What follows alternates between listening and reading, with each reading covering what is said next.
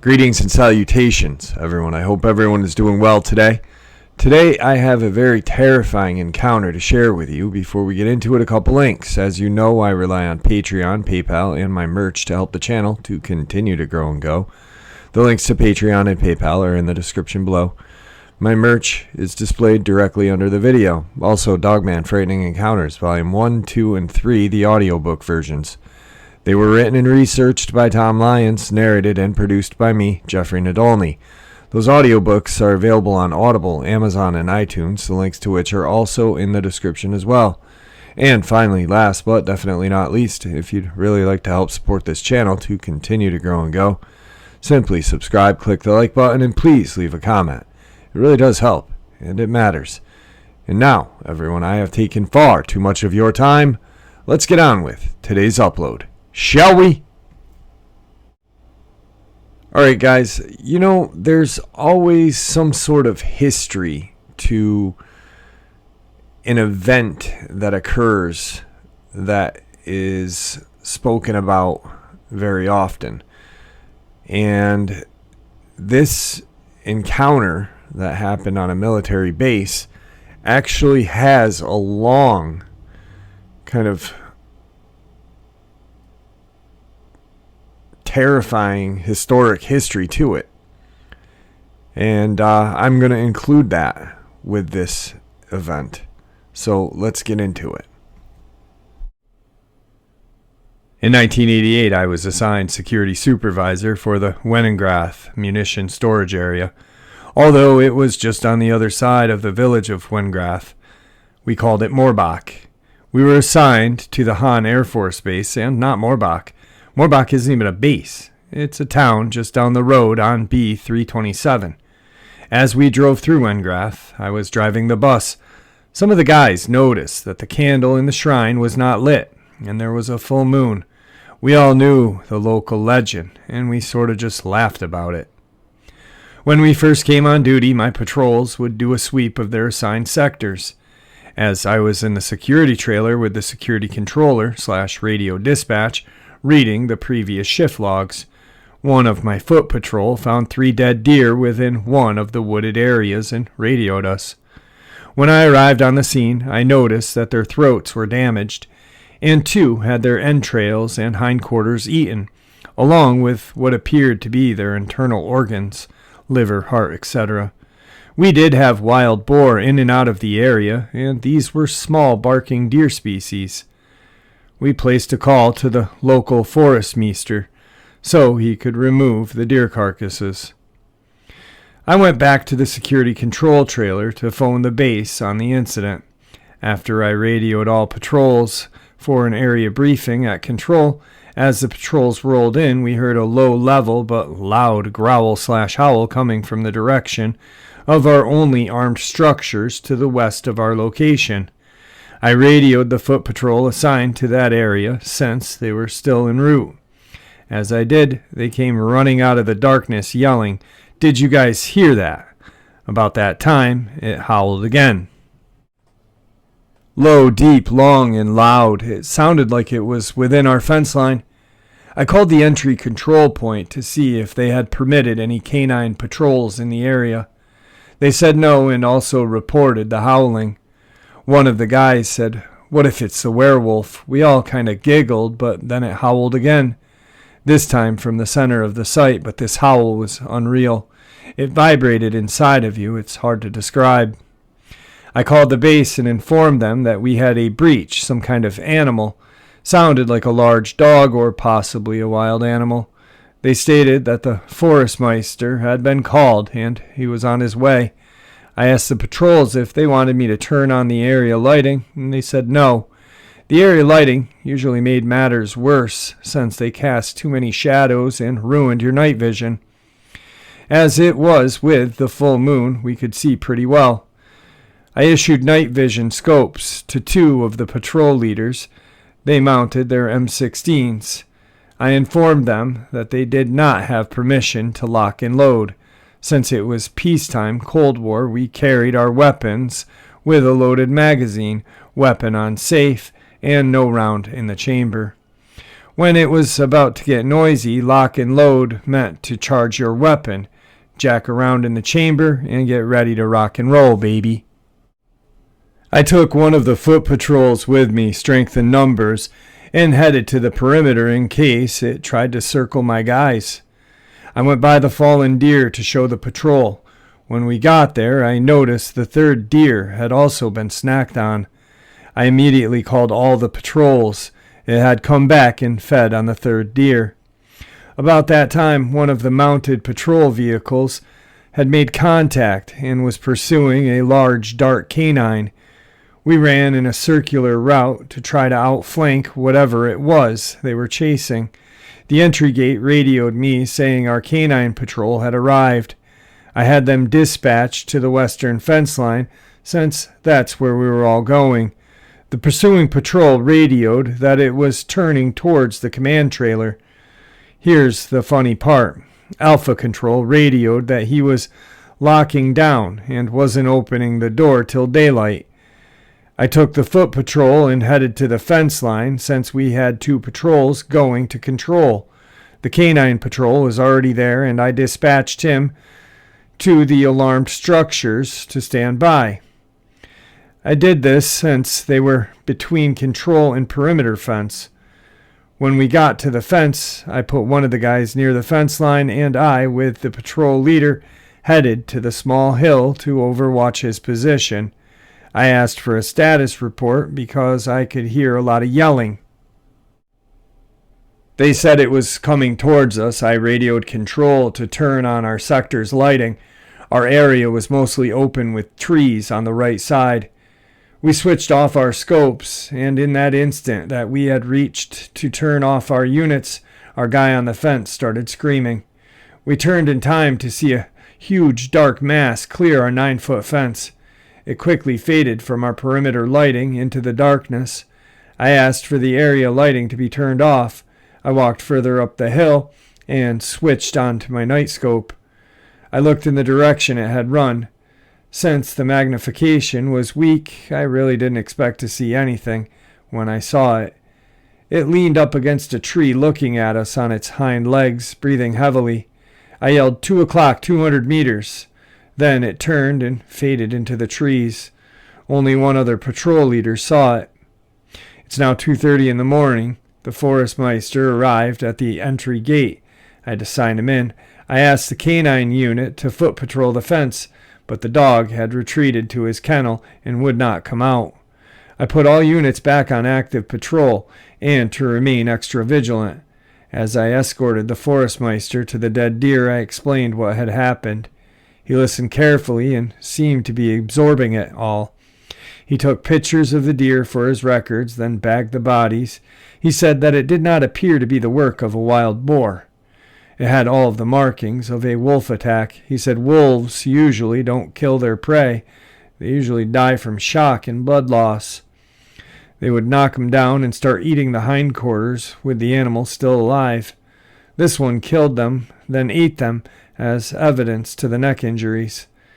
I asked if they could jump a 9-foot fence. He said this one could and laughed. The guys were jazzed, to say the least. We had a group meeting at 4 a.m. I said that I needed written reports by shift end, 6:30, so take turns patrolling. Alpha 2 command trailer opened his door even though it was still dark out. I remember sitting there sipping some coffee and saying, "Are they going to believe this?" He said we're all going to have to piss in a bottle. That meant urinalysis to see if we were on drugs. We laughed about that. When we got back to the armory, I was pulled aside by my flight chief and shift commander. I briefed them on what had happened. My flight chief asked me to take home the statements and proofread them first, then turn them in before the guard mount. When I arrived, I noticed that the roster had been amended. We were all going back to Moorbach. It was very rare to have the same patrol twice, let alone the entire area. On this bus ride out there, we were all pretty much quiet. I stopped the bus at the altar to make sure the candles were lit. And the old guy awake. Thumbs up. The flight chief showed up at around midnight and we had a powwow. He said we had two choices. We could turn in the statements, but omit the werewolf reference, or shred the statements and have me write in the logbook that a wild animal had killed some deer in a wooded area behind the ammo building, and that the forestmeister had been dispatched. End of story. As we all looked at each other, he stated that our PRP would be called into question.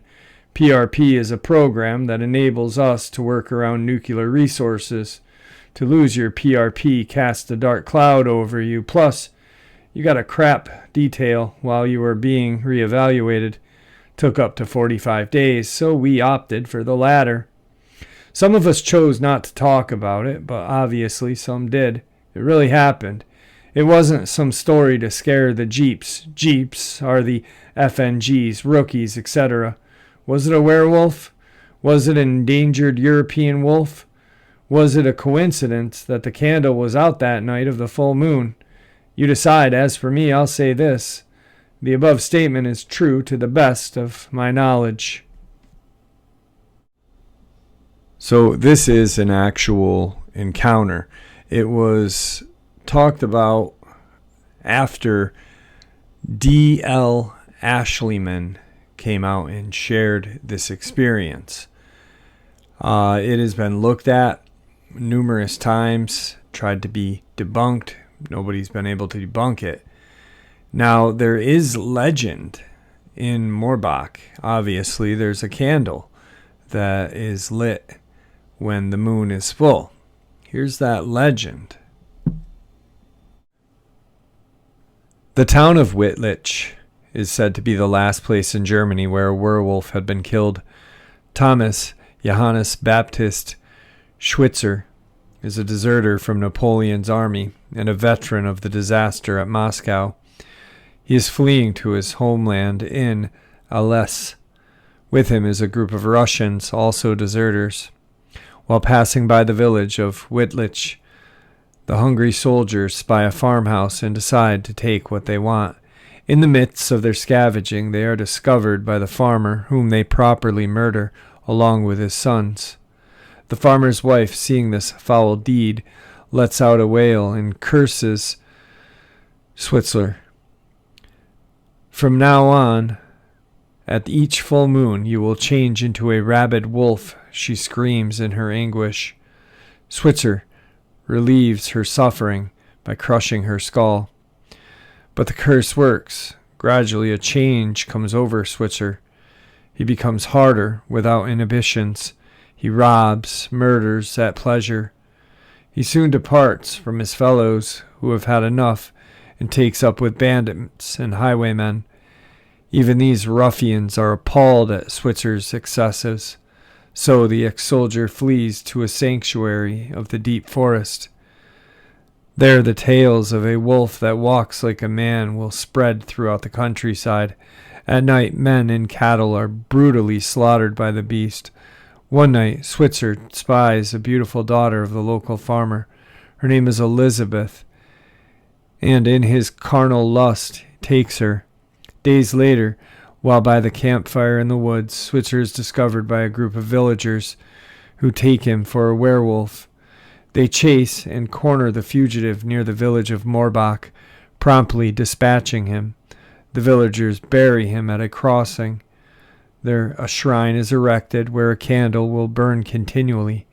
As long as the candle is lit, so the legend goes, the werewolf will not return. 9 months later, a son is born to Elizabeth, whom she names Martin. To this day, the descendants of this monster, the children, are a respected family in the vicinity of Moorbach and show no sign of the curse of their infamous ancestor, Thomas Johannes Baptist Schweitzer. That is, until that date in 1988. Now, here's what I think. I think that, obviously, Europe, old European lore, was plagued with Dogman. I don't believe they transformed. I don't buy it. But I believe that Dogman ran through the land in Europe, old Europe. And they were hunted and fought with humans, I believe. And, so the legends were passed down. People saw that they ran on their hind legs and walked very much like a man. And that's probably where the werewolf thing came from. If they look like a man, then they've got to be part man, part wolf. They got to transform sometime, right? But in reality, it was a dogman running wild through the forests of Europe. Now, when this Thomas was found by the villagers after his heinous crimes to Elizabeth, he probably looked like, a wild man. He had been a deserter from the war, in the woods for, 10 years at least.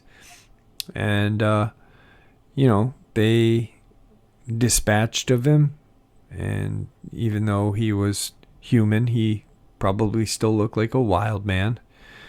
And they considered him a werewolf. Even though they had no kind of evidence, other than his appearance. And so they buried him at the crossing, erected the shrine, and burned the candle. And everything was fine until, we know dogmen are very much the wandering type. So it probably just, wandered through and at the right time or whatever and met with the soldiers, and that was the night. Who knows? There hasn't been any other incidences that I believe had happened since. So, yeah. But, it's definitely a very interesting, historic kind of, or modern historic dogman encounter that, has not been debunked and validated, I guess. So, with a lot of history behind it.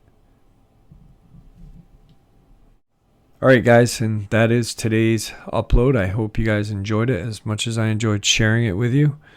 Please stay safe. May the Great Spirit watch over us all, and may He guide us down that path that we call life.